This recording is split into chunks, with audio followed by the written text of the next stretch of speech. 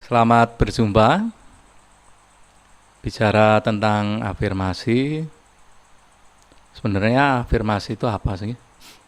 Dan apakah kita perlu untuk membaca atau menggunakan afirmasi?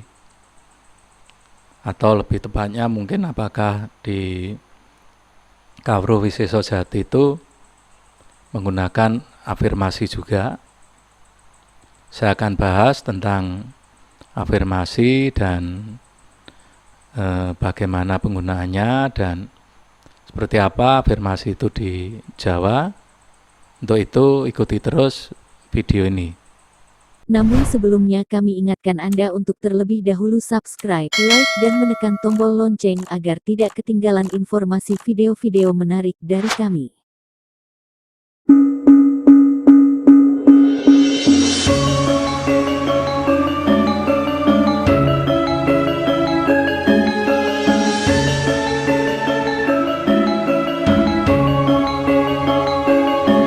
Baik, bicara tentang afirmasi. Afirmasi itu kalau di Jawa, jadi afirmasi itu kan sebuah kalimat ya, satu kalimat, satu yang berisi suatu tujuan atau satu keinginan, satu maksud, atau mungkin anggaplah satu topik atau tema untuk dibaca saat itu meditasi atau saat melakukan sesuatu. Nah, bedanya afirmasi kalau di Jawa kan ada itu namanya mantra atau rapalan. Ya kalau di Jawa afirmasi itu lebih mirip rapalan. Cuma kan yang membedakan bahwa afirmasi itu kadang kan bisa beda-beda, atau mungkin kalau yang sama itu karena orang menggunakan skrip, dan skrip kan ya kita tahu di era sekarang orang bisa ngambil dari mana saja sehingga mungkin akan seperti baku, oh skripnya seperti ini, tapi sebetulnya kan afirmasi itu tidak ada kata-katanya yang baku. Ini beda dengan mantra. Kalau mantra itu dibaca kata per katanya itu harus sama, kemudian ada lakunya, ada yang pakai minimal itu ada dibaca sambil megang napas, sambil menahan napas, kemudian ada yang harus pakai laku ya, pakai puasa, pakai tirakat dan sebagainya. Itu sebetulnya mirip. Nah,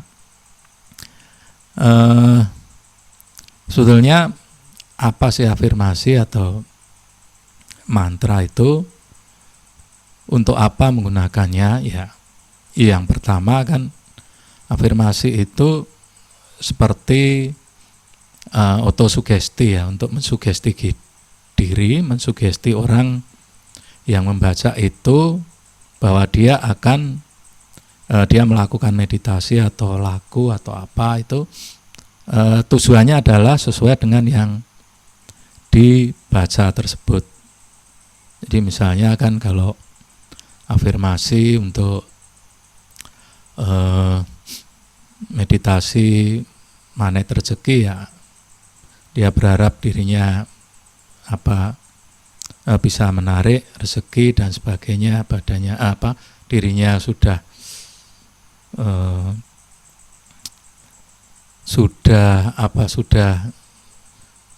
siap untuk menerima rezeki, atau untuk misalnya untuk healing juga, untuk self healing kan itu juga otosugesti untuk menyembuhkan dirinya, nah semacam itu.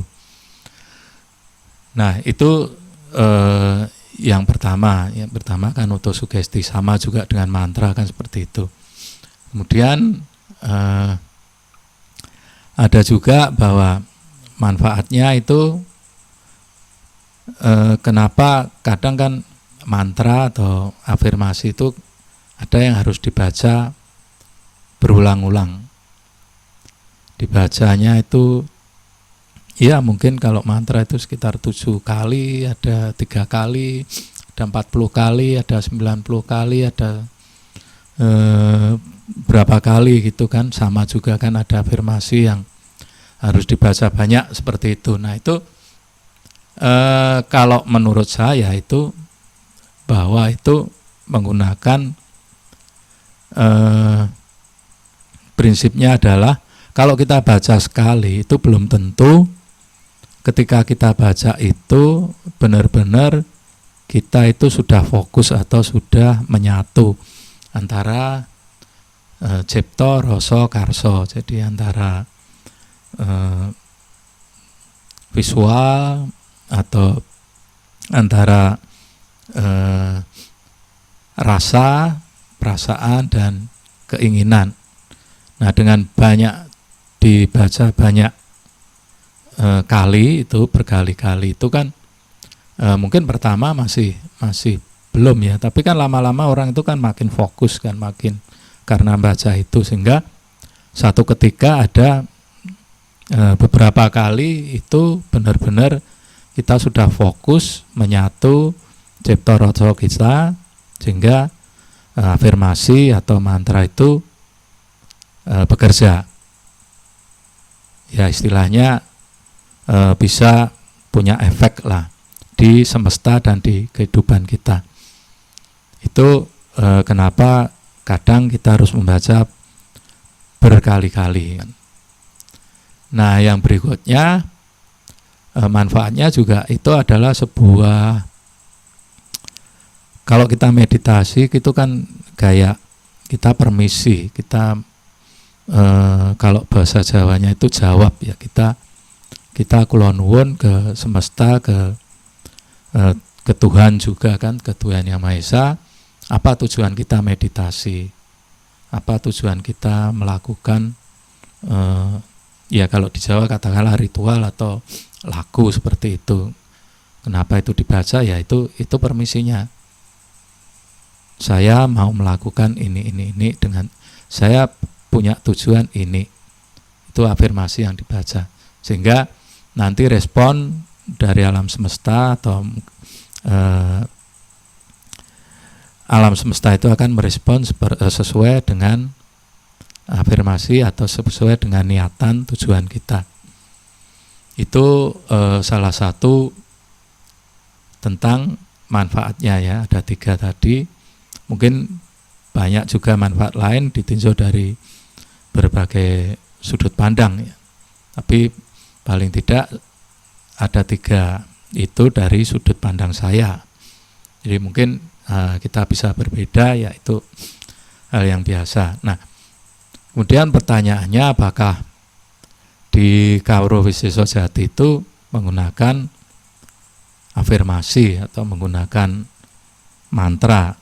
Nah itu dibilang iya ya tidak, dibilang tidak ya tidak. Jadi maksudnya ketika mau meditasi itu kan sudah berdoa. Doa itu kan doa pembuka kan, doa pembuka itu kan sudah menyampaikan maksud dan tujuannya. Meditasinya untuk apa? Berdoa kepada Tuhan. Saya meditasi untuk tujuan ini kan. Nah itu fungsinya sebetulnya sama seperti yang saya ulas tentang doa di video yang lalu, bahwa ketika berdoa itu ya fungsinya kita satu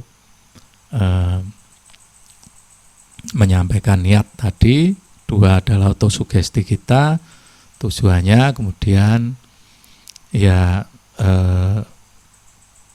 permisi dan yang pasti kan permohonan kepada Tuhan itu. Nah itu sebetulnya sama dengan afirmasi. Nah ketika meditasi apakah masih perlu afirmasi?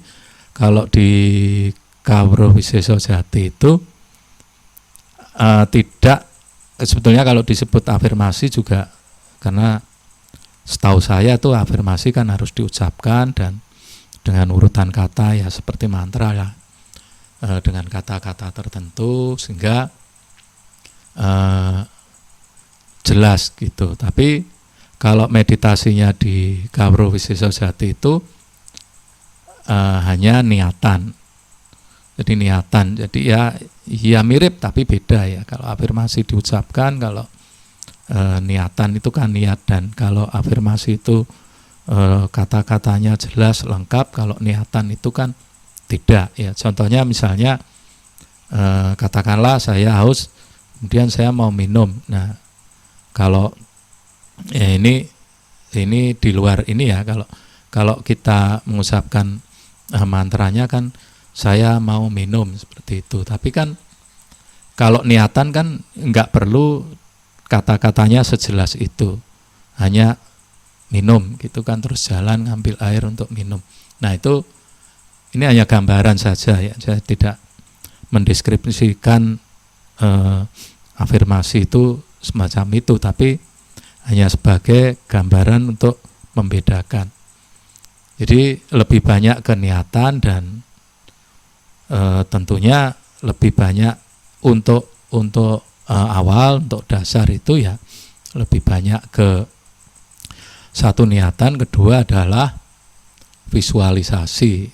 Jadi kalau di Kawruh visualisasi itu lebih banyak ke visualisasi untuk dasar ya, untuk dasar. Kenapa?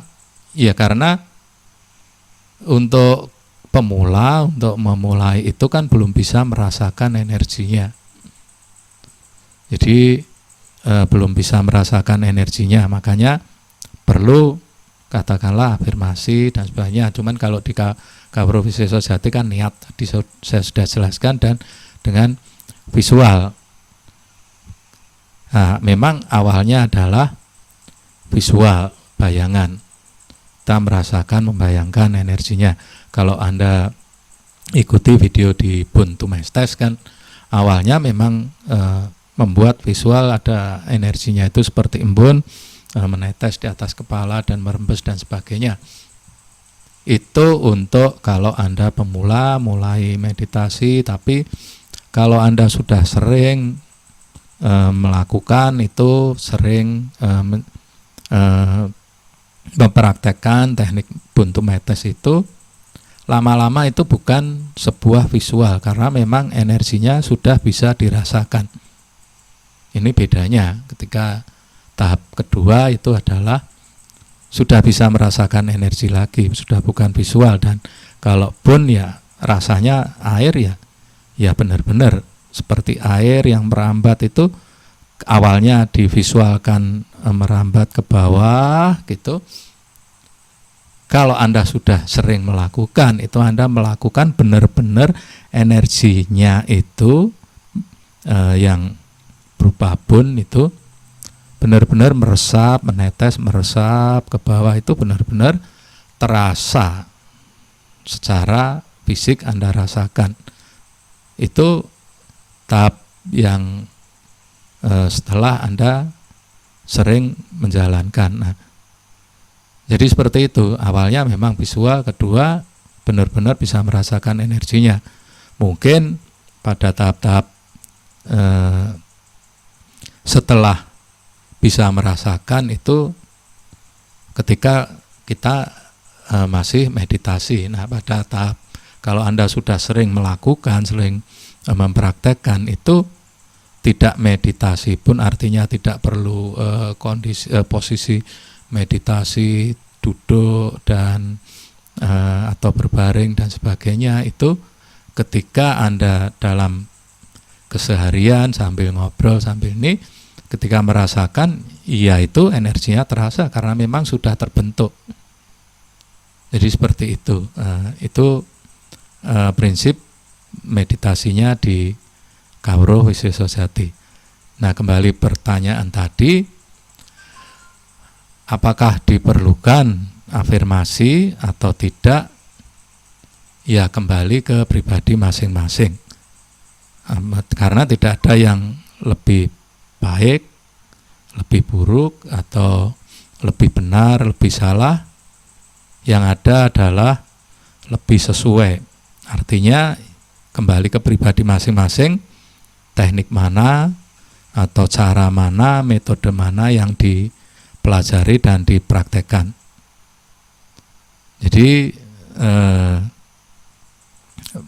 silakan saja Anda masih menggunakan afirmasi atau tidak. Itu yang penting adalah bahwa Anda bisa merasakan atau mendapatkan manfaatnya. Demikian saya akan bahas lebih banyak lagi tentang teori meditasi dan Kawruh Wisesa Jati. Kita akan bertemu di episode berikutnya. Sampai jumpa.